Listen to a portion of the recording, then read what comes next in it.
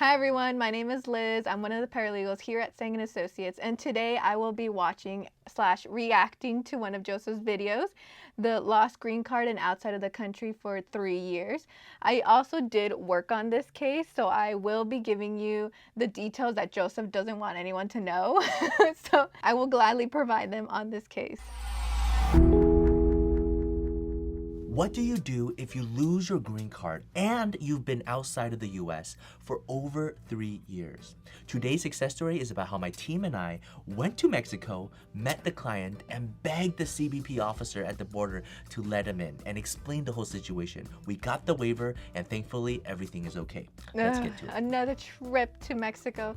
I always enjoy these trips. They're like the best and the worst. I grew up traveling to Mexico every year since I was like 1 year old. So going to Mexico, it feels like going a little piece of home. Cons about going to Mexico is just the stress that comes with the service. Even though we do have a high success rate, it's not guaranteed. So each case, it's always like, oh, please, like everything goes smooth. Hi everyone, this is Joseph Tsang. I'm the managing partner here at Tsang and Associates, where we solve legal problems with creative solutions. Today's case is about the client who lost the green card and has been out of the US for a substantial amount of time. Now, the normal route to solve this problem is to go to the consulate or the embassy at wherever country that they are located. In this case, our client was in Hong Kong. The problem is, if you go to the consulate or the embassy, you have to schedule an SB1 visa. And because he lost his green card and because he's been out of the US for 3 years, it is a substantially difficult case to get approved. Now, not only was the reason for being out of the country not that sympathetic, but I mean, yes, pandemic, he couldn't come back in a year, but why did he leave 3 years ago? And what happened to his green card? A lot of questions, very little answers. So the only thing he can do is to get a Mexican visa, fly to Mexico, and then go to the CBP officer at the land border, and for us to meet him in Mexico and explain everything to a CBP officer. So that was like a second problem too, like getting him a Mexico visa. The client, he was very friendly.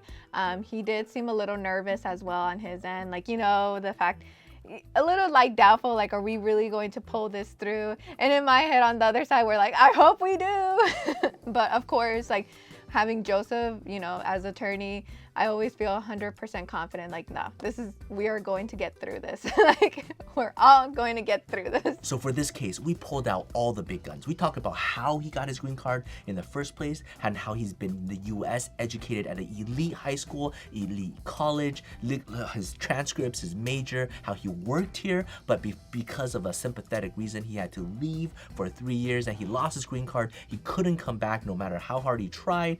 Look, all the different ways that he tried to contact different attorneys to help him, and finally, this is his only option. And we explained the consequence of denial. He loses green card, he can't get his SB1, and he has to be quarantined on another trip back.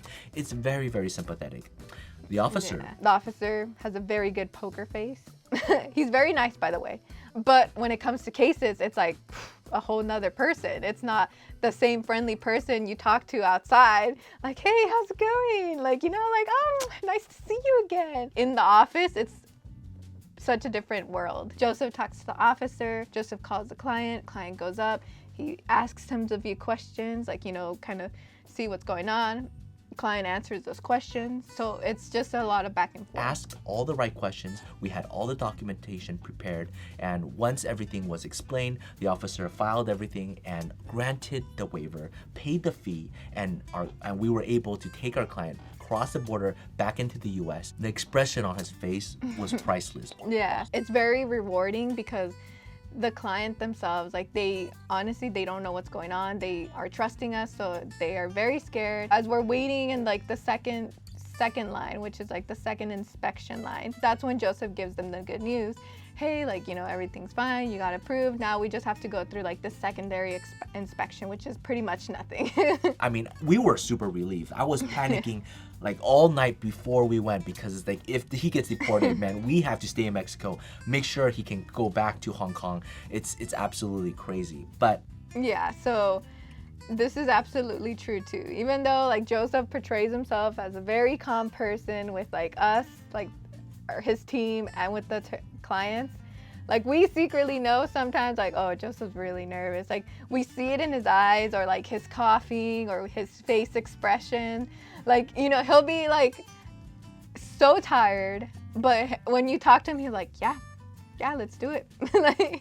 like he has a very good poker face. Glad everything worked out. I asked him, how are you gonna celebrate? What's the first thing you're gonna do? He's like, I'm gonna buy a house. I'm like, seriously? In this market? He's like, way too big of a deal that we got the green card back. My family's super happy. So he's finally gonna put down some roots. Very few people have to go through this way, and very few cases where our team and I have to wake up at 5:30 and go to Mexico. But if you have any questions, yeah, it's actually not a few cases. It's practically all our cases that we have to get up at 5 in the morning. Overall, I love it. We get to meet clients when they're, you know, scared. We get to, you know, be there for the clients. And I just love that feeling of just, you know, being there, going to the client, going for the client and showing them like, hey, we care about you guys.